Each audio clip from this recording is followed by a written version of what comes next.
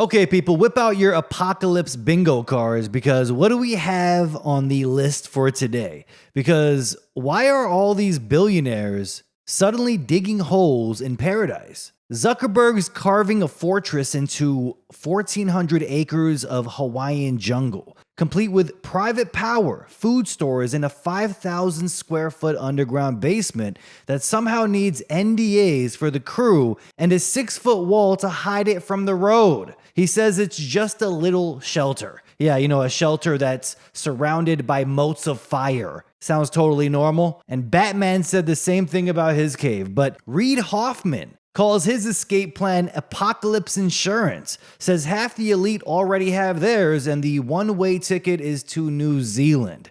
That's right, Valhalla. OpenAI's own chief scientist flat out said, we're definitely going to build a bunker before we release AGI, Artificial General Intelligence. Think about that. The same people creating this advanced AI are digging bunkers before they unleash it. Altman even said AGI is coming sooner than people think. Now, AGI, in comparison to AI, is apparently thousands of times smarter than AI and is the closest thing to human level of intelligence that we're going to have soon. Okay, this is what they say. Eric Schmidt, Craig Mundie, and even Henry Kissinger wrote a book predicting that once machines get smart enough, we'll just hand them control because it'll be so much more efficient. Don't you see what's happening here? They're already setting up the scapegoat. The same demons in charge building AGI are now warning it might exterminate us. Yeah, how convenient. Two researchers from Berkeley's Machine Intelligence Research Institute, Eliezer Yudkowsky and Nate Soros, claim that if anyone, anywhere builds an artificial superintelligence using current methods, everyone, everywhere on Earth will die, end quote. That's what they say.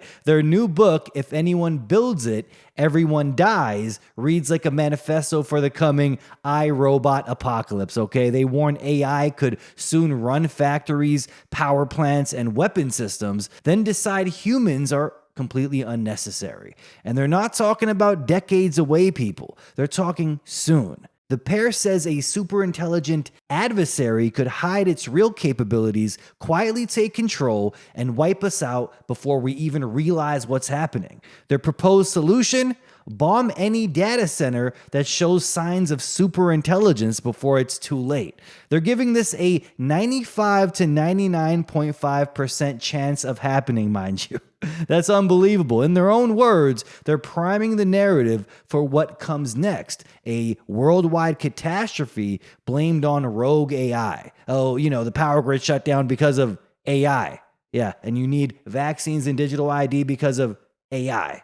See how it works? When the grid collapses, the markets vanish and millions disappear. They'll say it wasn't us, it was the machines. AGI becomes the perfect fall guy for a population reset. These pedos will crawl back into their bunkers while the world burns, of course. And the survivors will beg for an AI-run safety system to protect humanity from itself. So what are they really prepping for here, people? War? Climate collapse, or a man-made breakdown so catastrophic that people will beg for order. Order out of chaos. Doesn't matter which side of the political spectrum they're on. Every leader has been chanting the same phrases. Build back better. The big beautiful bill that'll usher in the golden age. Musk hinting at a new world order incoming. He's always tweeting the phrase in Latin, New World Order, or showing up with a jacket that says it too. Finland's president saying the same, saying we're at a pivotal point in human history.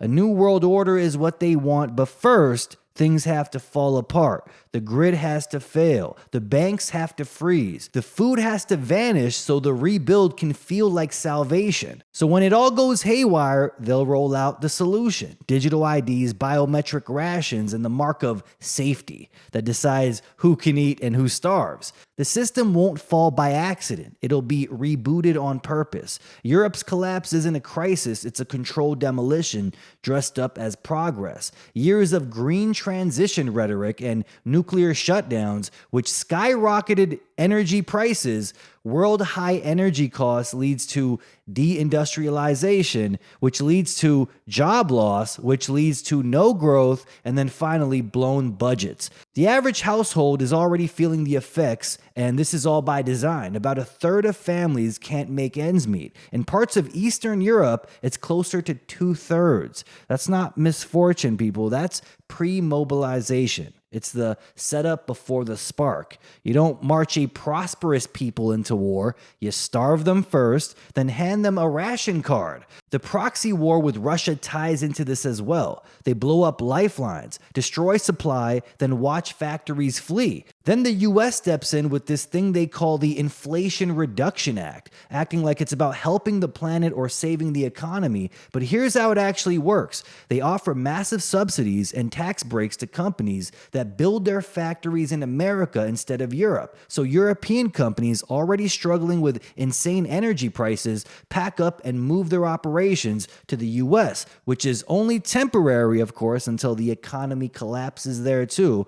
You drain one economy, prop up another, then you collapse the dollar and march everyone into the same war. And the crisis keeps spreading. Now that Ukraine's collapsing, they're already lining up the next battlefields. Georgia, Moldova, whoever is willing to bleed next. The ones that refuse to play ball, they try to overthrow. Then the media calls it, well, it's just about protecting democracy. Same old scam every time. But not everyone's obeying orders anymore. You've got Hungary, Slovakia, and even Czech Republic, even parts of Eastern Germany starting to push back against this. France and Germany are cracking too. These countries are tired of Brussels and Washington calling the shots. They don't want another proxy war. They don't want digital IDs, and they sure don't want to freeze for NATO. That's why they're being targeted, to drag them into war before they can walk away. So now the system's racing to tighten the leash. Digital IDs for access, CBDCs for obedience. Access becomes identity, money becomes permission. They can't even sell it with confidence, but they're forcing it through anyway. And now that the European leg of the collapse is underway, the next domino is falling. America's financial house of cards. The markets just sent up a flare, and this time the explosion has Trump's fingerprints all over it. And you know what's funny? Every time the elites tell us the market is free, something like this happens. A brand new account opens, shorts Bitcoin 30 minutes before Trump's tariff announcement, and walks away with $88 million in one day. And we're supposed to believe that's just luck. Yeah, and Epstein really hung himself with a paper towel. This isn't trading. It's organized theft with a user interface. Somebody, somewhere, I don't know, maybe inside Trump's circle, knew what was coming, okay? This is clearly illegal. On top of all of this coordinated, manufactured chaos, economic collapse, these demons are making millions in the process. Somebody hit short before the headlines even dropped. And when the news nuked Bitcoin, they closed out the position while the rest of the world was still refreshing their page on X. That's not skill, people. That's not instinct. Not someone just good at Bitcoin trading. Someone has access here, access to the script before the announcement even takes place. The entire financial system runs on insider knowledge. The difference is now they don't even bother hiding it. They'll let you know exactly what's going on. I mean, you'll watch the robbery in real time on a glowing chart, one vertical line to the moon. Except this time it's downward profit from everyone else's loss. And all the bots and the influencers will say, wow, impressive trade. No, that's the digital fingerprint right here of evil. You guys can see the chart for yourself. Someone just opens an account randomly right before Trump's announcement, shorts Bitcoin, and then makes $88 million and then deletes the account and leaves. Come on. That's someone front-running the collapse, knowing damn well when to pull the plug. And the timing is insane, just perfect. Trump talks tariffs, the market tanks, and some mystery account cashes out like they had the script in their inbox. It's not coincidence, people. This is coordination. It's proof that the system that manipulates wars, pandemics, and elections now plays the crypto casino. Like they got their own private ATM. They call it a win. This is purely economic warfare, the quiet kind. No bombs, no blood, just data and deception. The same people who built the surveillance grid are the ones shorting your freedom for profit. They don't care if you lose your savings, your home, your faith in the system. In fact, that's the point, because once you lose trust in money, they'll offer you the new one, the controlled one, the programmable one, the digital cage. So yeah, $88 million in profit might sound impressive until you realize that it's $88 million worth of proof that this world is run by people who already know tomorrow's headlines. What that means is these people definitely operate by the same script because they wrote the script. And one of those writers just happens to be Donald J. Trump. Minutes after he threatened massive new tariffs on China, the S&P sheared lower. Vaporizing hundreds of billions in market value in under 3 minutes. Trade War 3.0 is live, Beijing answered with new export curbs on synthetic materials, graphite, and artificial diamonds, the lifeblood of chips, batteries, and quantum tech. Right as the tariff truce runs out in early November. Add antitrust probes into NVIDIA and Qualcomm, a polite way of saying we can choke your tech stack anytime we want. The timing isn't random, it's synchronized. Europe drowns in manufactured austerity while the US is steered into a market shock wrapped in patriotism. Trump talks like a savior, but he's playing the same game as the rest. Crash the system, blame the enemy, and rebuild under digital control. Different actors, same script. The collapse is global, the rebuild is digital, and the slogan on the ruins hasn't changed. It's still the same one, BBB 666, build back better. Martial law is coming to the States, people, and by design, of course. This is the Palantir blueprint that will be rolled out around the world. The Trump administration is now seriously discussing invoking the Insurrection Act, which is Washington speak for we're about to test run martial law, but want to make it sound patriotic. Reports are showing the Trump administration is holding increasingly serious discussions about deploying active duty U.S. troops into American cities, Los Angeles, Chicago, Portland, all in the name of law and order. Because apparently America's biggest threat isn't the cartel or Wall Street or Pfizer. It's some guy with a protest sign and a smartphone. Trump says it's about protecting ICE agents from violent mobs. Yeah, right. The same ICE that's running mass biometric databases and facial scans under contracts with Palantir, the CIA's favorite data mining company, founded by Peter Thiel, Epstein's bestie. Yeah, you heard that right. The ultimate con artist in a red tie here, strutting out like some caped crusader, promising to drain the swamp and build that big, beautiful wall, all while his fans cheer like he's the last honest man in a den of thieves. Yeah, that's our boy Trump, people, the folksy hero who's going to save America from the bad hombres and the deep state dragons. But take off the MAGA hat and you'll see the sleight of hand here, Every victory he chants about is just another chain slipping around the sheeple's necks, prepping people into the same China-style slavery grid where people get rated and scored like a bad report card. It's coming. And one wrong glance at a protest sign lands you in digital purgatory. It's trust building 101. Give them a savior to worship, then flip the script to slavery with a smile. Start with the border boogeyman routine, where Trump's playing the knight in shining armor. He's vowing to round up the cartels like they're the root of all evil. He just dropped this bombshell memo to Congress just recently, declaring we're officially at war, not with some far-off tyrant, but with these shadowy non-state armed groups, end quote, slinging dope across the waves.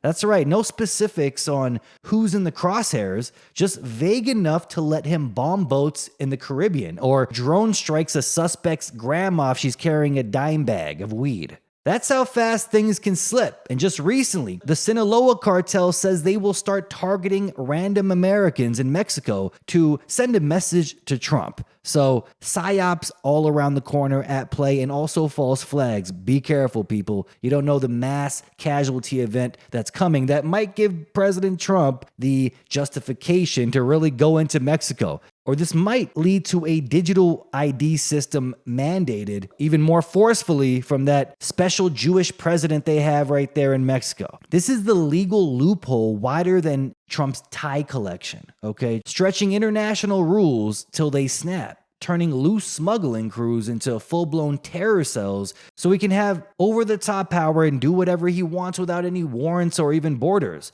Remember that dusty Alien Enemies Act from the 1800s? The one that greenlit Japanese internment? He dusted it off back in March to boot 200 Venezuelans, claiming we are at war with some gang called Trendy Aragua. People that know about this are calling these people just a gang of local thugs, not an army at all. But hey, you know, why let facts get in the way of a good old war in South America? That's right. This ain't about drugs, people. It's hero mode activated. People are eating this right up. You know how people love the tough guy talk, especially conservatives? But this normalizes treating civilians like enemy combatants, paving the road for the China light lockdown, which is coming definitely soon, you know, where any form of dissent is a new felony. And the optics are just insane. I mean, he's got his ICE goons turning night raids into horror flicks, like that midnight massacre in a Chicago apartment block where 300 agents dropped down from choppers, flashbang doors off hinges, and zip-tied kids buck naked to their moms, leaving bloodstains all over the place and toys scattered all over the room. This is truly nightmarish stuff. One tenant screaming with guns in her face, another watches agents laugh off the crying toddlers with a casual F them kids. That's right, while U.S. citizens get van packed for hours without a lawyer or a why. I mean, they call it smooth from the command post, but it's straight theater. Trump's the Avenger shielding us from the invaders. But really, it's a beta testing the Roundup machine, okay? If they're doing it to the illegals, how long before they do it to you over anti-Semitism? Doors are getting chainsawed by ICE agents, furniture looted, while buildings are completely gutted, and they're just doing this to flex. Look how much power he has, right? Trust him to protect the homeland. Yeah, while he whispers sweet nothings about safety into your ear. I mean, his crew, the whole administration right now is scripting the surveillance sequel. And now while Trump's blaming the Democrats for the government shutdown, his team's quietly rewriting the script. Federal workers sent home without pay found their out-of-office emails changed into political rants. Messages blaming Democrats for the chaos written in their names. They tried fixing them, and the next day they were changed back. No permission, no oversight, just pure manipulation. It's psychological warfare disguised as politics. Break trust in the system, confuse people, then sell the strong man as the only fix. And it doesn't just stop there. ICE is going digital, spending millions on Israeli-made surveillance tech from a company called Penlink. Their tools, Tangles, and Weblock can pull data from hundreds of millions of phones without a warrant, mixing it with your social media to build a full profile on you. Yeah, that's China-style invasion of privacy right there. Tangles scans your posts and photos. Weblock tracks where you go and how often. It's the same kind of illegal data scraping they got caught doing before, just upgraded and automated. Senator Wyden called it a warrantless surveillance nightmare. But under the law and order banner, it's sold as safety. And this is going on all while people are cheering the raids, thinking it's going to make their country safer, and are too distracted with this shutdown drama. They don't realize what's being built behind the scenes, a digital control grid. Your phone becomes the tracker, your profile becomes your ID, and your freedom turns into a score. China calls it social credit. In the US, it's going to be branded America First Assurance or something, you know, same system, different slogan. This is how the pieces connect. The law and order push isn't about keeping streets safe, it's about controlling them.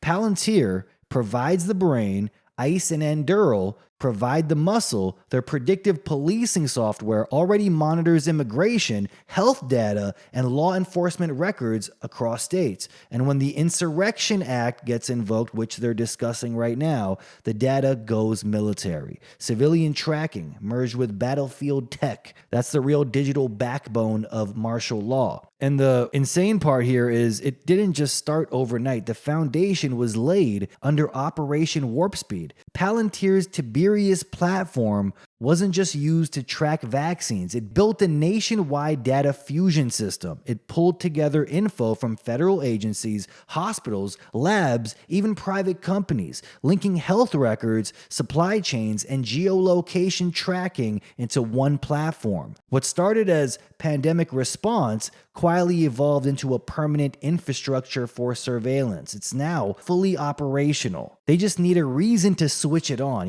They need something like, domestic unrest. You see how it works? Manufactured chaos. Governors objecting, judges blocking, protests escalating. It's all a part of the script. The White House leaks serious discussions about invoking the Insurrection Act so the public gets desensitized to the idea of military deployment. They float it, pull back, then reintroduce it during the next crisis. It's the same problem, reaction, solution model the intelligence agencies use every time. Create the problem, allow or exaggerate unrest, trigger the reaction, public panic, media hysteria. The government must act, in quotes.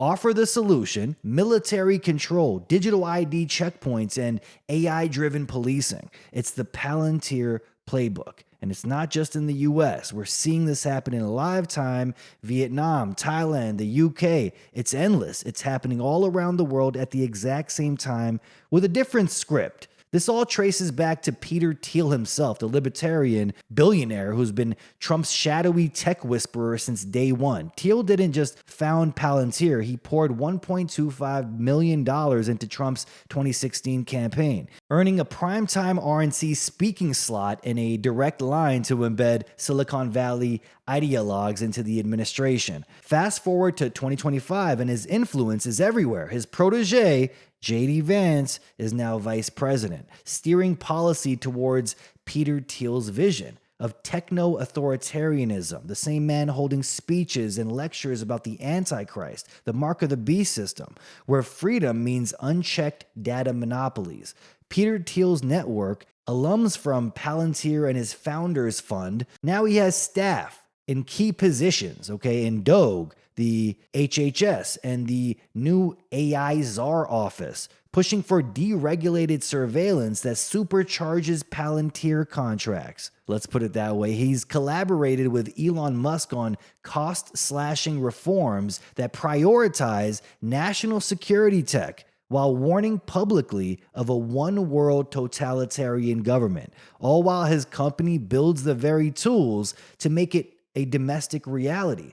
Thiel's not in the cabinet, but his web of bets, from backing Vance's Senate run to funding anti-democracy essays, ensures Trump's, tech bros agenda funnels billions back into his empire. You take a free society and slowly reclassify it as a potential insurgency. You frame protests as criminal insurrections, just like Trump and Stephen Miller are doing right now. You weaponize the word insurrection until it loses all meaning, and then use it to justify federal intervention anywhere, anytime. And then what do you get? Well, every act of dissent becomes a national security threat, and then the AI decides who's dangerous. Do you not see what's happening in Gaza right now with their lavender system? This isn't about Democrats or Republicans, okay? This is a tag team operation. Biden's DOJ expanded the same Palantir surveillance programs Trump started. Now Trump is setting up the justification to activate them. You not see what's happening? It's like passing the baton in a rally race towards digital dictatorship. And notice how this time they're calling the pushback against ICE a criminal insurrection. Yeah, that's the legal hook there. You see that? Under the Insurrection Act, once the president declares an insurrection, military force can be used to restore order, end quotes. It overrides governors, bypasses local police, and grants the president total authority. Combine that with predictive policing software, automated license plate readers, geofencing warrants, and cell phone tracking, and you've got the skeleton of an AI-enforced martial law system without ever having to declare martial law. The White House is already drafting legal defenses, and Palantir is a silent partner waiting in the shadows. The same software that monitored vaccine distribution will now monitor civil disturbances. The same network that tracked virus exposure will track radicalized individuals. And if you think that won't eventually merge with digital ID systems, CBDCs, and biometric checkpoints, then you haven't been paying attention. Because that's the end game here. A militarized AI governance model where dissent equals disease, resistance equals terrorism, and freedom equals chaos. The Insurrection Act is just the ceremonial switch they flip before turning the Palantir system live nationwide. The same people who said trust the plan will watch in real time as their faces become entries in the system. But here we go again, people, another bone tossed to the dog to keep the kennel quiet. Okay, the same global machine that's been rolling out digital IDs, surveillance grids, and pharmaceutical obedience programs just staged the next act in their redemption play. Just tossed a bone to their dogs to play with. This is what you call it, people. This is what you call pure theater. So Trump, the same man who greenlit Operation Warp Speed and gave Pfizer its golden throne, is now painted as the great peacemaker in the Middle East. The Egyptian leadership is even calling for him to get a Nobel Peace Prize. Because apparently the guy, who injected half the planet with poison death shots and has turbo cancer skyrocketing is now the messiah here, okay? He needs a peace prize. Just like Obama. Israel and Hamas just agreed to a pause in the 2-year bloodbath, okay? The 2-year genocide that's been taking place. A hostage for prisoner exchange wrapped in a cute little PR bow and branded the Trump Peace Plan 2.0. Okay, but this is clearly theater. I just read a report today that said dozens more people were just killed. It's the same trick they always pull before they expand the grid. You can basically see the whole script here, okay? Trump swoops in like a savior while Palantir systems, TikTok buyouts and digital ID infrastructures keep spreading in the background. It's the Judas Goat politics. Lead the herd towards hope, then walk them into the slaughter pen. They say it's a pause here, okay? In Gaza and Israel, there's going to be a pause, but that doesn't mean it ends. That's just a pause. Israel keeps half of Gaza under occupation, and international Arab-led peace force moves in to police the rest, and Trump gets to smile for the cameras while the global machine lays down new surveillance networks under the banner of reconstruction. Okay, you're not going to believe what's going on now. Billions in aid will flow in, aid in quotes, and you can bet every penny this will pass through biometric checkpoints and digitally traceable contracts. It's a PR win for everyone. Israel looks merciful, Hamas looks legitimized, Trump looks presidential again, and the Middle East becomes a monitored economic zone, okay? But here's where the agenda slips. Trump let it slip just recently on stage. I told y'all it was all about the Greater Israel Project, okay? It was never just Gaza. They've got their eyes on a lot more. Trump literally said it himself, too. He said, it's not only Gaza, it's going to be the entire Middle East. There you have it, people. The rebuild isn't about peace. It's about expansion, about control. The same empire that turned Palestine into a testing ground for AI warfare now wants the whole region wired up under the same system. Biometric checkpoints, digital currency zones, predictive policing in the name of stability. You don't see the Build Back Better project starting over there? Check this out right here. Look at this before and after map view of Gaza. Israel has dropped about 200,000 tons of explosives on Gaza since October 7th, 2023, equivalent to nearly 13 Hiroshima bombs. This is what the Build Back Better agenda looks like. Countless Palestinians are dead. Half of them are women and children. Gaza's been flattened into dust, and the same governments crying peace are quietly testing AI targeting softwares and predictive defense systems in the rubble. The hostages become props. Are there even hostages anymore? Are they lying about most of this stuff? The dead become data, and the public gets to feel good about a handshake that was probably scripted months ago. But don't get fooled by the smiles and sound bites, folks. This peace deal isn't mercy. It's just more marketing, okay? It's theater. The same Trump who sold the jab as salvation is now selling the war as peace. Different stage, same actors, same agenda. The dogs chewing on the bone while the butchers sharpen their knives. You can't make this level of cronyism up. It's just beyond outrageous. I read a title the other day and I was like, you gotta be kidding me. Larry Ellison, the Oracle billionaire who wants to digitize the entire planet's behavior under the banner of trust and safety. Yeah, you know, that same reptile is now quietly building the hardware for a global social credit system while his son, David Ellison, is buying the microphones that'll sell it to you. Larry Ellison, net worth somewhere around $345 billion, has spent decades wiring up governments through Oracle's database empire and now sits at the center of Trump's new TikTok executive order, where Oracle will hold a controlling stake in the US branch of the app. The same playbook. They frame it as national security, then build the digital cage. He's long bragged about how data platforms can keep citizens on their best behavior, and now he's expanding that ideology from code to culture. Enter his son here, okay? Heir to the throne. David Ellison, the Hollywood face of the dynasty, who just dropped $8 billion to buy up Paramount, CBC, MTV, and Comedy Central, and then handpicked Bari Weiss of the Free Press as the new editor-in-chief of CBS News.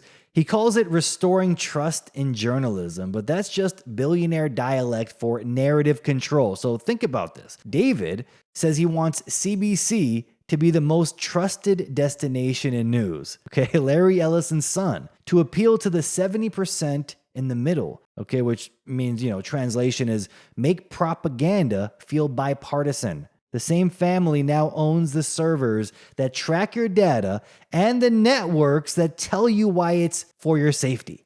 Okay, so the dad wants the surveillance grid, digital IDs and whatnot, and the son owns the media companies that will now normalize it. Yeah, it's a perfect generational tag team here. The database priest and the Hollywood preacher, selling obedience as order, censorship as balance, and digital ID as just trust, okay? Just safety. You ever notice how every crisis now ends up with the same punchline? We need more control. The pre-crime machine isn't coming. It's already here, okay? And it's quietly humming behind your computer screen, dressed up as safety, wrapped up in words like trust and transparency. After 9/11, they built the bones, the Patriot Act, the warrantless taps, and then outsourced the muscle to private data firms like Palantir. They wired the eyes through ex-Mossad-linked surveillance startups like Carbine 911, polished it up with an anti-terrorism facelift, and now it's plugging straight into digital ID infrastructure, KYC laws, and anti-fraud bills that treat privacy like contraband. Vietnam already ran the pilot, okay? They just froze every citizen's bank account, then let them back in only if they face scan, okay? Keep that in mind here. We're looking at a economic collapse soon or some kind of power grid shutdown. In order to go back online, you got to do the face scan. You got to accept the new biometric mark of the beast. The UK is doing it under the banner of stopping immigration. Here it'll show up under a different cape, okay? It'll be for something else. A cowboy hat and a smile for the States. Protecting democracy. Wait for these words. Watch what they're going to do, okay? They're going to say it's for preventing extremism or keeping the kids safe. The marketing changes, but the mechanism doesn't. And now here's the new frontier of safety. Texas Attorney General Ken Paxton just announced an investigation into Discord, blaming the platform for nihilistic violence, sexual exploitation, and addiction among minors. The timing's perfect if you think about it, okay? He got the idea for this because of what happened to Charlie Kirk. They're saying, this person, Tyler Robinson, and his tranny boyfriend We're radicalized on Discord. Okay, so now they need to target all these apps. Do you not see the exact agenda playing now all at the perfect time here? I mean, how coincidental. The timing is too perfect to not just step back and laugh at. Like, really? The script is so damn familiar. We've seen it before. A moral panic that feels righteous enough to get both sides cheering. First, they go after Discord because, it radicalizes the leftist kids. Then the right wing cheers. And then what? BitChute? Rumble? Gab? Radicalizing conspiracy theorists? Okay, do you not see what's coming after this? They'll call it balancing the scales or something. I don't know.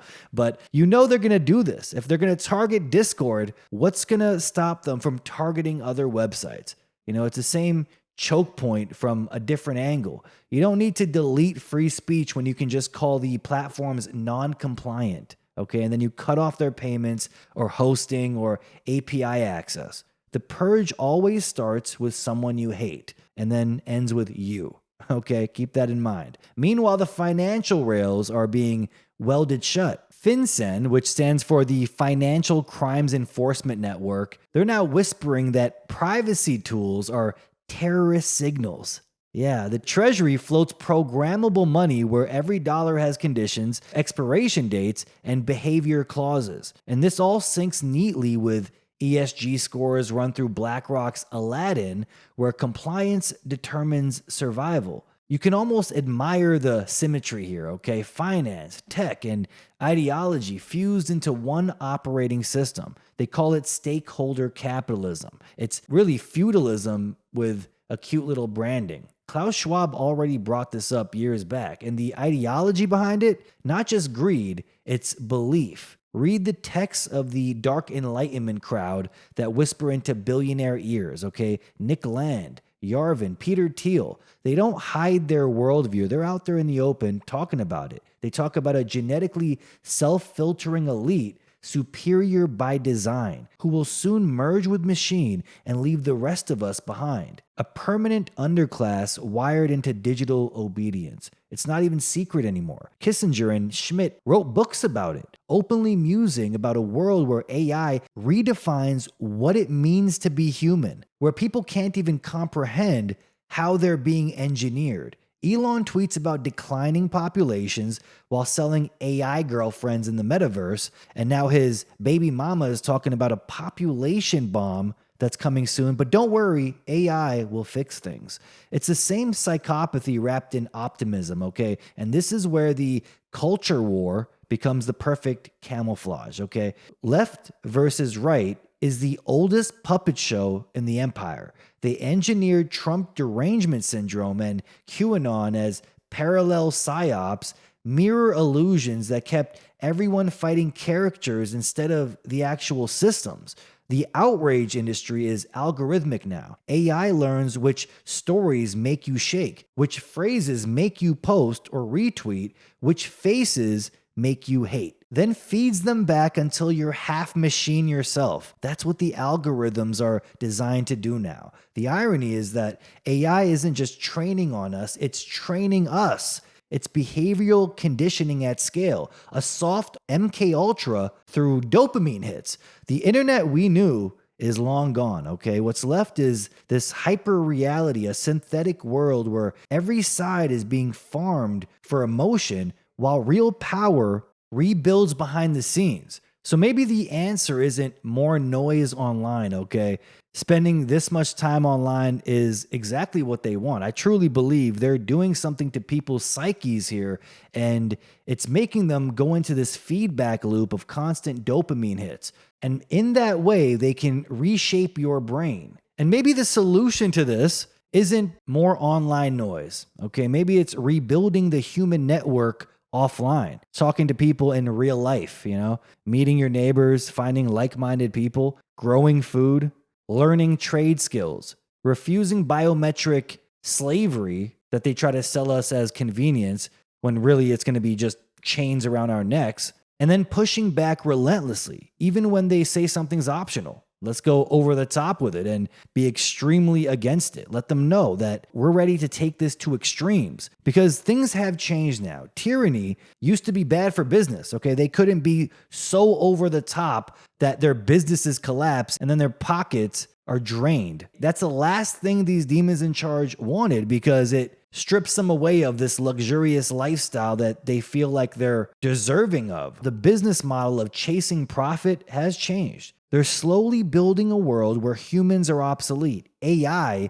runs the ledgers, drones patrol the skies, and algorithms decide who's allowed to exist. That's why they're obsessed with population control. They've built machines to replace the very people they're eliminating. And here's what they're terrified of. This is the reason for the over-the-top surveillance and totalitarian control. We can use the same technology. The blueprints are out there. We don't live in an age where only these demons in charge have access to advanced tech anymore, okay? If they can weaponize AI, robotics, and drones, then we can repurpose them to defend our own communities, protect our families, and guard our non-GMO crops from the corporations, trying to patent nature itself, the people trying to rain down chemtrails on our crops. We can use that same surveillance tech against them. They know this. That's why the surveillance state is going into overdrive. It's not about watching us. It's about stopping us from realizing our own power. That's why they want 24/7 surveillance, to make sure we're not doing this. And now that people are waking up to their crimes against humanity, the toxic food supply to the forced injections, they're panicking. That's right. We can see it. That's the reason for all these false flags, Psy-Ops, endless chaos. There's a reason they're doing this. They're trying to tighten the leash before the truth gets out. But it's too late. We can win this.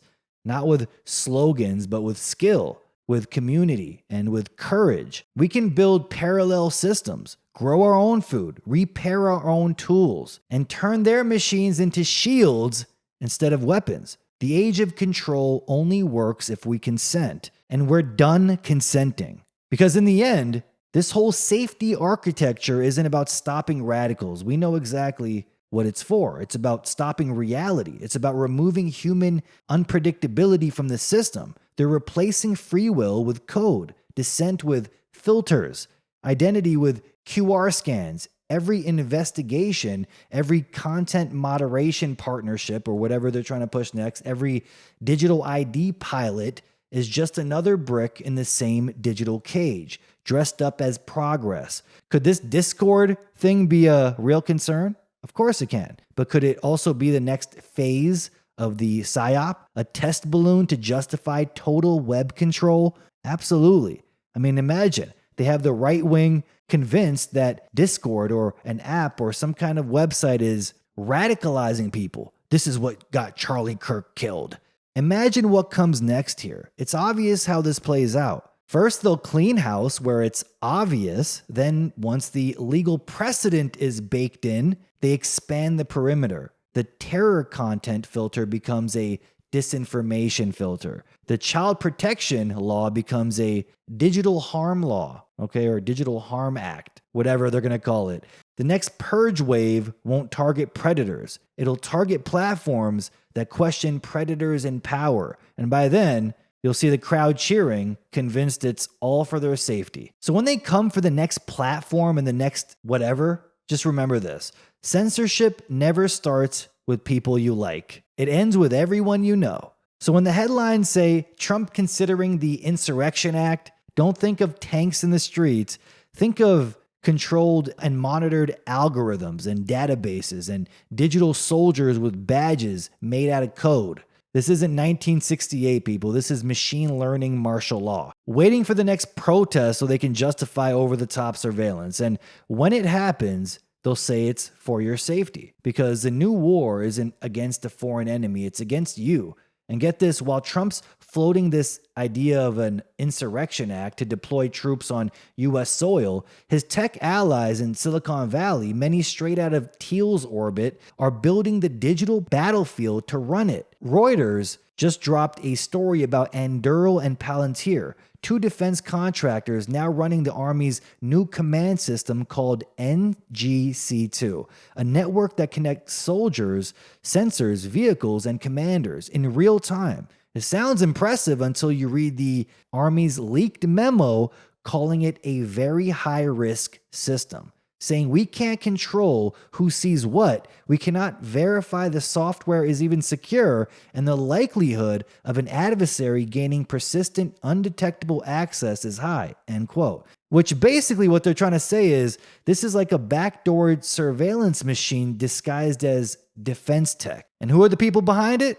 Palmer Luckey, the virtual reality wonderkind turned Pentagon war profiteer, and Peter Thiel's Palantir, the same data mining company that built the backbone for predictive policing, immigration tracking, and vaccine surveillance. Their systems are merging the foreign battlefield with the domestic one, turning every city into a live data environment where sensors, drones, and AI all talk to each other. You think the Insurrection Act is just about sending in troops to take out those crazy leftists? Yeah, wrong again. Fell for it again award. Come collect it. It's about digitizing command and control over civilians. The same Palantir software the Army's using to coordinate artillery fire in Fort Carson, Colorado, the one tested on live fire missions, is now being integrated into Homeland Security and law enforcement networks. They're syncing the digital battlefield with domestic governance. So the same system that tracks enemy combatants abroad will track domestic terrorists at home, or domestic extremists. A vague enough label where they'll be able to track everyone. That's not law and order, people. That's total spectrum dominance. Military doctrine applied to your neighborhood, and they're doing it under the banner of safety, just like they did with the vaccines. Yeah, Operation Warp Speed, that was the civilian beta test for Palantir's fusion of medical, biometric, and geolocation data. Now they're using it fully on population control. Every protester, every dissenter, every ICE target, every insurrectionist, all tagged, tracked, and profiled by AI in real time. So when Trump talks about invoking the Insurrection Act, it's not just about deploying troops. It's about activating the Palantir grid, a hybrid battlefield where human soldiers are just the muscle. The algorithms run the war. They call it next generation command and control. But you can call it what it really is, the digital ID enforcement system for the new American police state. And there's a psychological warfare layer when it comes to this martial law here, okay? You can't just roll tanks through Main Street anymore. People would panic. So the rollout of digital martial law has to be psychological first. You have to scramble people's sense of reality until they beg for control. Attorney General Pam Bondi said it right here. I mean, she said, just like we did with cartels, we're going to take the same approach with Antifa. Destroy the entire organization from top to bottom. We're going to take them apart. I mean, you can just hear the rhetoric there. Destroy the entire organization from top to bottom. It's exactly the kind of line that short circuits critical thinking. Most listeners will hear cartel and then immediately agree, like, oh, yeah, that's the point. We got to get rid of those cartel MS-13 types. They're very dangerous. You hand people a villain, you hand them a certainty, and they're willing to give up messy legal process and privacy in exchange for the feeling of safety. Now splice that message into the Palantir playbook. Public cheer for a takedown, legal cover, Insurrection Act, and a live data network that can label, trace, and silence. When the Attorney General publicly promises to take them apart, what she isn't saying is who decides who's in the organization. That decision gets outsourced to algorithms. License plate readers, is going over flock safety and their drones that can read license plates, working with thousands of precincts already, and then cross-referenced at databases. That's how public consent is engineered. Give them the enemy, give them the fix, and then turn the fix into an always-on system that never forgets. Reports are now coming out that while the cameras focus on Civil War warnings and street theatrics, protests turning violent, the federal government has quietly rewritten the rulebook of what counts as lawful enforcement inside the United States. Internal documents show that immigration agents aren't even using constitutional arrest warrants anymore. They're using something called administrative warrants, a bureaucratic invention that doesn't need a judge signature, doesn't require probable cause, and can be filled out by an agency employee sitting behind a laptop. It's policing by spreadsheet. And the same reports confirm what most people miss. The president doesn't actually need to declare martial law to put troops in the streets. There's a legal backdoor called protecting federal assets. Call any downtown building, courthouse, or post office a federal asset, and suddenly the National Guard can roll in to protect property. And you see the magic trick? The Constitution says the military can't enforce domestic law, but the fine print says they can defend federal interests. End quote. Redefine the entire country as federal interest, and congratulations, you've legalized occupation. And while everyone's distracted arguing over ICE-free zones and sanctuary city slogans, the feds are quietly testing the boundaries here. The latest field memos describe military personnel used in support roles, in quotes, during arrests, and the same administrative paperwork that lets ICE bypass judges is now being used to sweep up not only migrants, but American citizens who fit the description, end quote. Some spend days in detention before anyone checks if they're even supposed to be there. These so-called temporary holds are treated as clerical errors, not constitutional violations. See, the language here is what keeps getting twisted. It's coming out of these documents, and it keeps morphing too. Domestic terrorists becoming enemy combatants, or rioters becoming insurrectionists, detainees becoming unlawful entrants. Each shift chips away at civilian protections until every dissenter can be quietly reclassified as a threat to national security. Add in the talk of immigration judges being replaced or supplemented by military-trained lawyers to speed up proceedings, and you can see the architecture forming, a parallel legal system that looks legitimate on paper, but runs entirely on executive will. They don't need tanks to take over streets. They've already captured the paperwork, people. The battlefield isn't Chicago or Portland. It's the definitions themselves. Change a few words in the statute, redefine who counts as a citizen, and you've built the legal framework for digital martial law without ever having to announce it. And when the system scopes outward beyond Antifa to journalists, descendants, or anyone inconvenient, guess who's already practiced the psychological side of the takeover? The people running the show, which brings us to Alice in Wonderland. You know, the technique. That's where the Alice in Wonderland technique comes in. And yeah, that's an actual real thing, straight out of the CIA's 1960s Kubark Counterintelligence Interrogation Manual. The goal was to break the subject's cognitive compass, completely scramble their cognitive state, bombard them with contradictions, absurdities, random commands until nothing made sense. Then at their lowest point of confusion, hand them the stable answer. That's the same playbook we're watching now, scaled up in nations, okay? The knob turned all the way up. They call it behavioral conditioning. But what it really is mass hypnosis by chaos. Every day,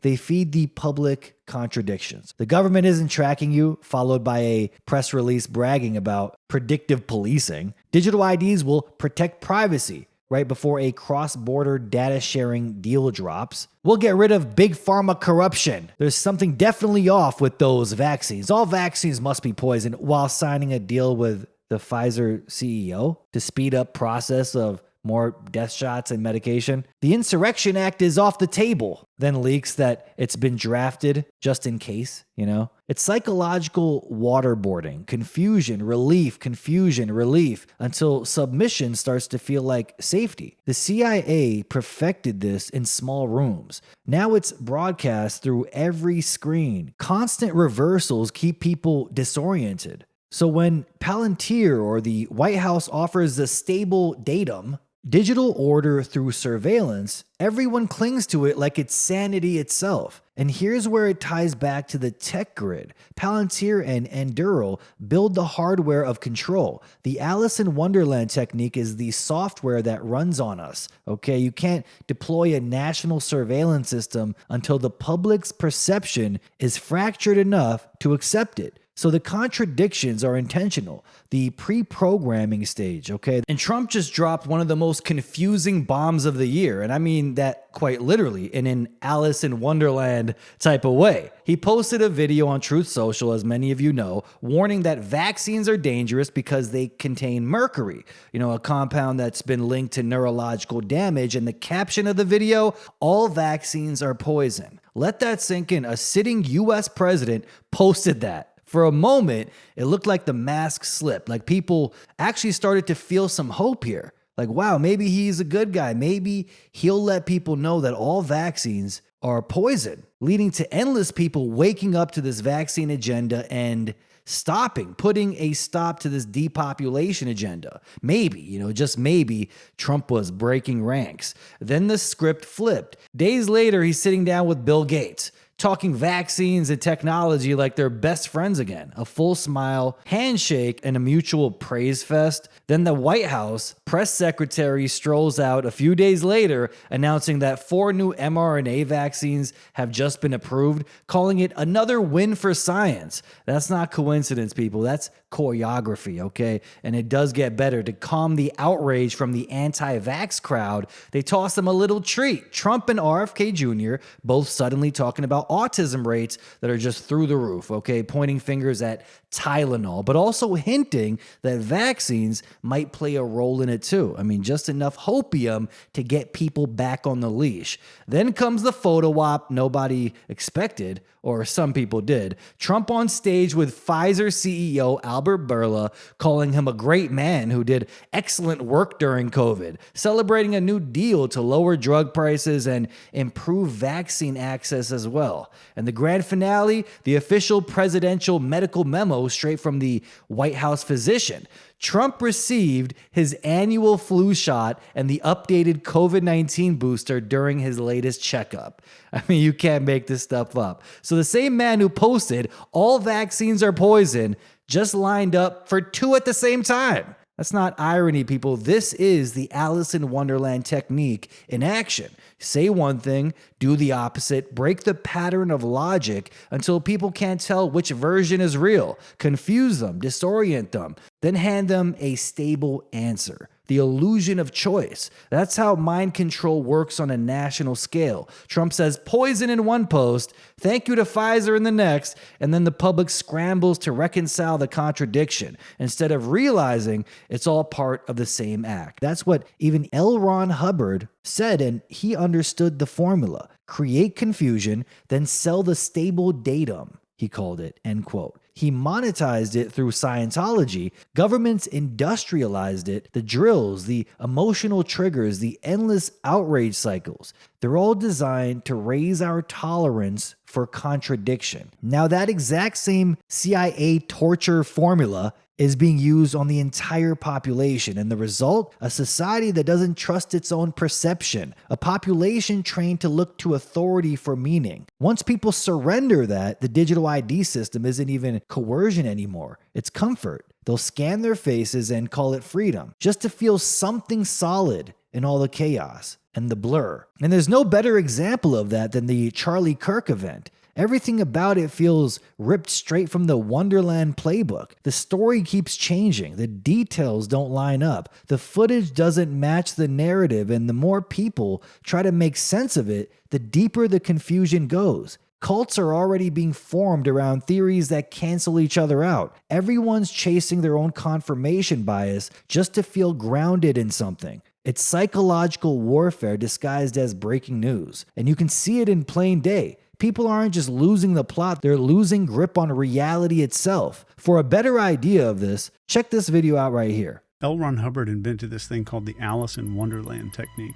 You know that this is a confusing statement, but if we're in a conversation and I'm speaking in a really confident way, and I said something like, how different would it be if the same thing started looking now like it wouldn't change if nothing else really did? And you could just get completely open.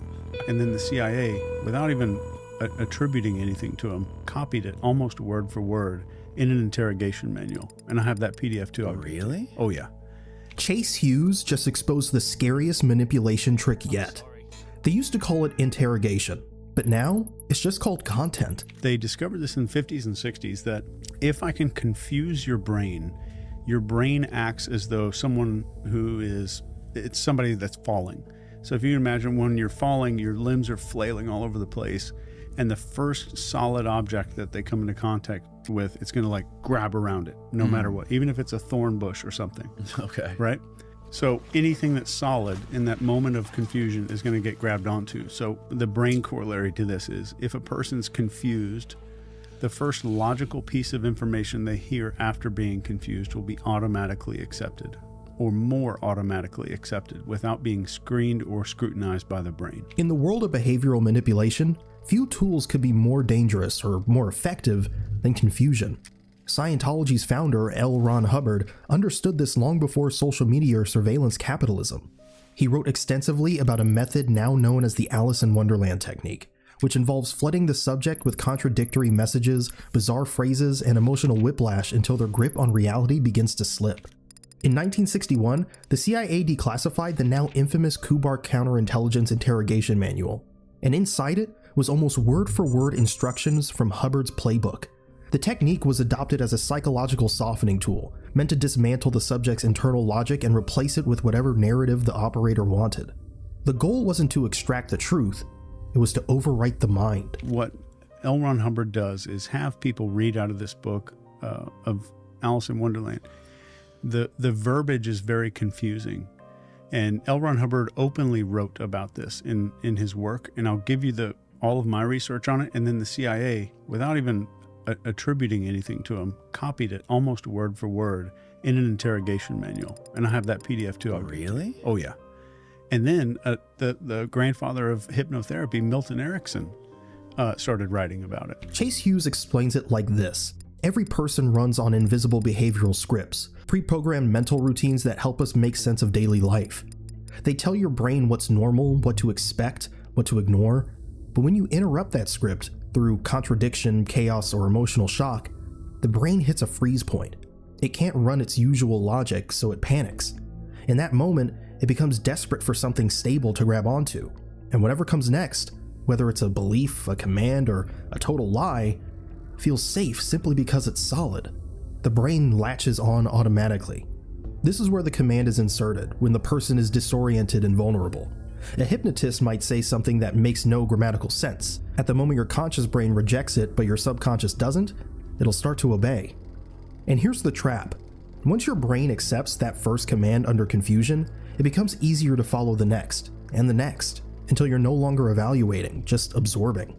That same pattern is now everywhere, not in interrogation rooms, but on your feed. That's wild, because you can definitely tell they're using that right now in order to bring in this digital ID system, in order to have people accept an Insurrection Act, have military in every state because of extremists, digital IDs rolled out into the UK, checkpoints being set up, China-style slavery. Why are people even accepting this? Well, because the chaos is manufactured. People are trying to hold on to something stable now. Their frontal lobes are overwhelmed with all the chaos. They just want some kind of stability. Remember during COVID, how insane people went. And then the government stepped in and said, well, lockdowns and vaccines will solve this. And people went and did it. And they're going to do the same with digital IDs, with central bank digital currencies. You're going to watch them do it. And you're also going to watch the vast majority of people accept it out of sheer panic and fear. You're going to watch it again. So when you hear the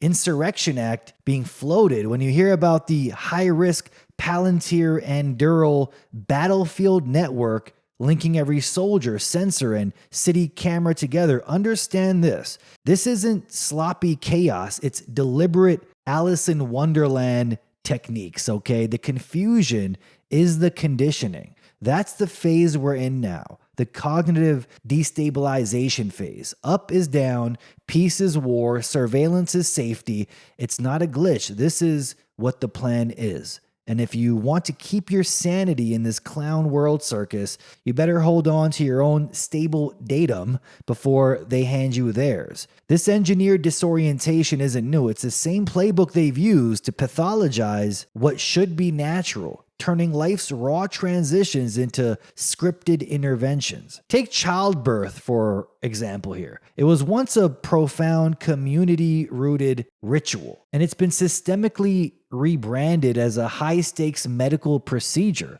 primed for efficiency over instinct. Just as Palantir's algorithms now manage unrest like a virus outbreak, the birthing room has become a control grid of its own. Monitors beeping, protocols ticking, they made us believe that hospitals were a requirement to give birth, and choices narrowing under the guise of safety. Childbirth used to be a shared community experience, guided by local midwives and trusted women who knew the process inside and out. Over time, it shifted into a medical event. What was once natural became something treated as an emergency. Today, giving birth often looks like a medical checklist. You get to the hospital, lie on your back, get hooked up to monitors, and prepare for a series of interventions, pitocin, to speed things up, a needle for pain, and a surgical backup plan if things don't move fast enough. It's organized, efficient, and expensive, but it can also interfere with bonding, breastfeeding, and a mother's sense of control.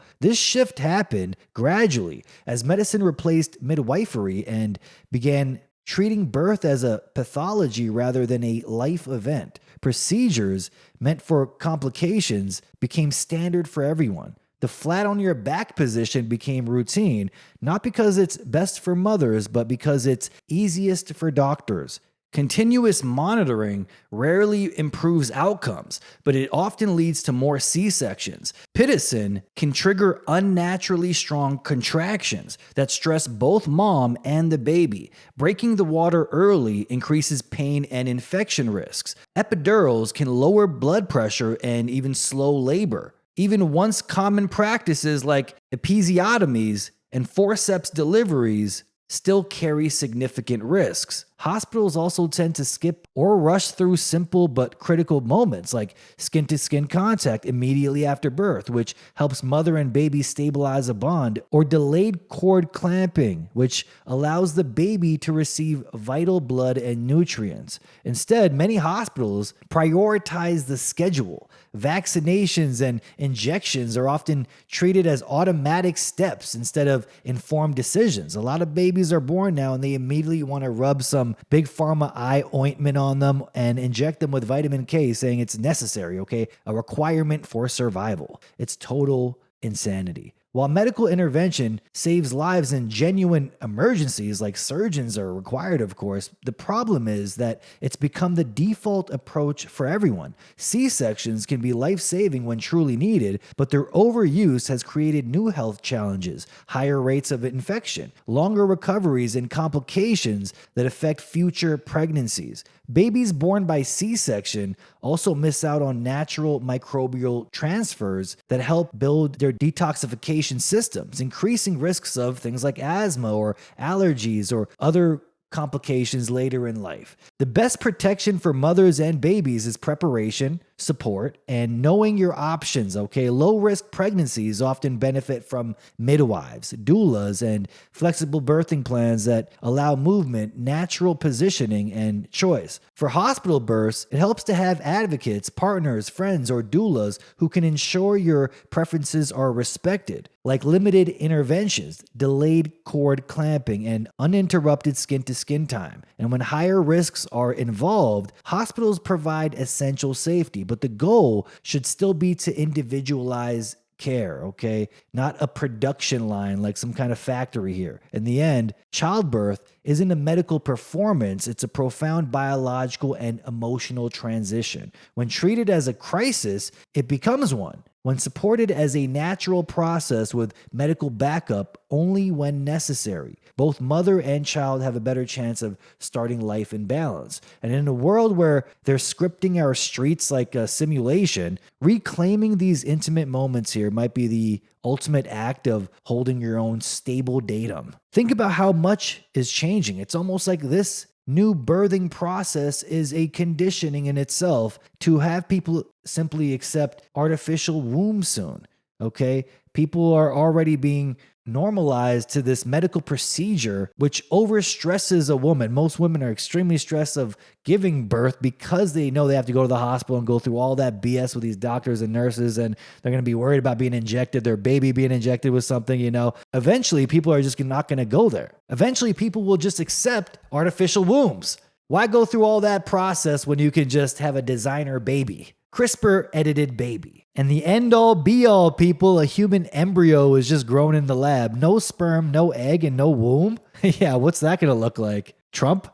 Not a human embryo, but an alien, sudden and unexpected says. Japan has revealed the world's first operational artificial womb, a groundbreaking achievement that feels like it's been pulled from the pages of science fiction. The remarkable innovation enables embryos to develop entirely outside the human body, replicating the conditions of a natural womb with extraordinary accuracy.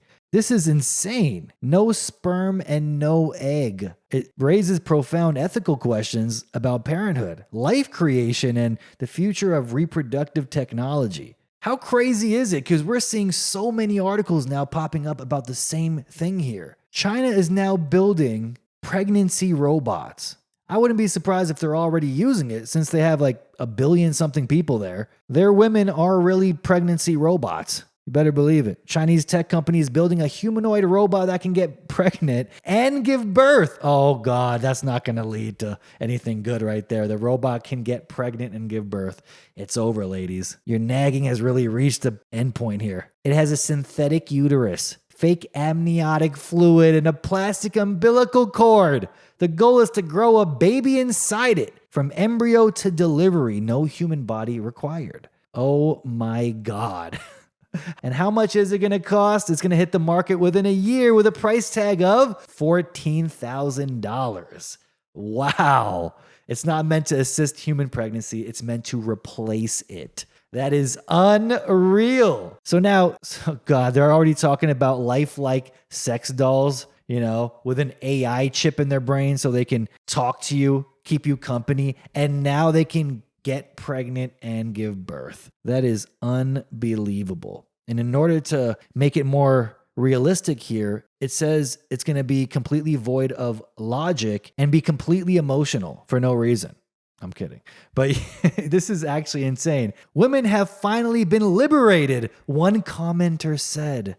Oh my God. So you see the conditioning at play here, right? They make women absolutely hate the idea of giving birth, have it feel really unnatural and disgusting. You don't want to go into that disease-infested hellhole called a hospital because there's really no place worse than a hospital other than a cemetery. You don't want to be in a hospital. It's like the last place you want to be, But now, don't worry, ladies. No need to do that at all because we got actual synthetic uteruses to replace you. Scientists say a robot with an artificial womb might deliver a human baby soon. Okay. Infertility rates in China are rising fast. You see the problem reaction Jewish solution here? Yeah, they got synthetic robots with synthetic uteruses to help you birth your baby. And you already know how they're going to program that thing, okay? You're going to be giving birth to a baby that just obeys all authority, everything the government says. You're going to wonder why. It has no human thought whatsoever, no independent thought. It just agrees with all the propaganda. What do you think it's going to be like, people? No one knows, it says, what a robot-born generation might look like or feel like. I think we do. Take a look at China. I think they're already doing it, really. Or how they'll relate to the rest of us who started in a body. What happens when your origin story starts in a lab and not in a womb? For now, it's just a prototype. But the question is already on the table. Are we ready to mass produce people? Imagine someone born to a mother that's a robot. Imagine what they're going to be called in school. You clanker. Look, he's a clanker. And I'm going to end this with a well, ain't that some shit segment. That's right, people. So apparently food poisoning is next on Big Pharma's hit list. Yeah, you're not going to believe this. The University of Maryland just cooked up a new salmonella vaccine because God forbid your body does what it's designed to do when you eat something messed up. They're calling it the TSCV, which sounds like a car transmission. That's right. That's a new vaccine right there. And before I even get into this, think about the flaws in germ theory itself, okay? Considering how many humans have the salmonella bacteria, they're walking around with it and they're asymptomatic. They have no symptoms whatsoever. So there's so many flaws when you look into it because I always thought, look, if you get the E. coli bacteria, you're going to be sick. You're going to have the E. coli symptoms. And then you look it up. And they're talking about like, well, for example, something like salmonella, around 10 to 20% of people are walking around with salmonella bacteria all in them with no symptoms whatsoever. So you're like, how does that even work? Their germ theory is so flawed. It's like blaming flies for the garbage instead of the people who made the garbage. You know, studies show anywhere from 2 to 20% of people are walking around with salmonella in their guts, similar to E. coli as well. And they're perfectly healthy, no fever, no disease. Millions coexist with it daily and don't even know it. If bacteria alone caused illness, half the planet would be in a hospital bed by breakfast. But instead of admitting that terrain matters, your diet, your toxicity, your overall well-being, they double down and say, nah, they got to inject you with a solution to salmonella. Okay. They brought a vaccine for salmonella. They jabbed 22 people with it and said, well, it looks good to us. Those 22 people died immediately. I'm kidding, but who knows? You know, you don't know how their trials go. There's always people dying in their trials, but now it's being sold as the future of eating safely. Okay. Imagine that. Instead of just watching what you eat, not eating like total shit, just get another vaccine. So, you know, you want to eat from this shady burrito place, make sure you get the salmonella vaccine beforehand, okay? Problem solved, because clearly the issue isn't the factory farms, you know, chemical preservatives or processed garbage people are fed. No, it's actually the immune system, they call it, okay? Which is total BS, because it's really a detoxification system. Your body needs to get rid of toxins. Your body's supposed to live with bacteria. We're not talking about typhoid in the jungle, okay? This is food poisoning. And they're trying to demonize it because, you know, the new enemy is food poisoning. The same stuff you get after eating some Taco Bell, okay? But hey, you know, the geniuses who made a vaccine so humans don't have to breathe, you know, during COVID are now saving you from a bad burrito, okay? And just recently they were talking about a vaccine for cocaine addiction. You get the vaccine and then the cocaine has no effect on you. Oh God, yeah, that's exactly what we needed. How about one for alcohol too? They're turning everyday life into a subscription plan, one vaccine at a time. Eat, sleep, breathe. There'll be a shot for that too, okay? A vaccine that cures insomnia. That's right, one that cures climate change. But this is just absurd, people. A vaccine now for food poisoning. Now ain't that some shit? And that's where I'm going to leave it, folks. If you like what I do here, if you want to help support this channel, it is greatly appreciated if you hit those links in the description for ways to support. Everything you see here is done by myself. So if you like what you see here, if you appreciate the effort that goes into one of these, please consider hitting those links in the description and sending a donation, a one-time donation. Eyes Wide Open Coffee, great organic coffee from Gustavus, Alaska. You'll be supporting this channel and a small business over there. So please consider hitting those links in the description. One-time donations, greatly appreciated, or become a monthly subscriber on Patreon or Subscribestar. You will be funding this show because without your support, it does not carry on. No big name sponsors, no ads here. This show is fully funded by the people watching. So if you like what you see here, please consider hitting those links in the description for ways to support. Until next week, folks, until next time, this is Steve Eyes. You're on the Eyes is Watching channel, signing off.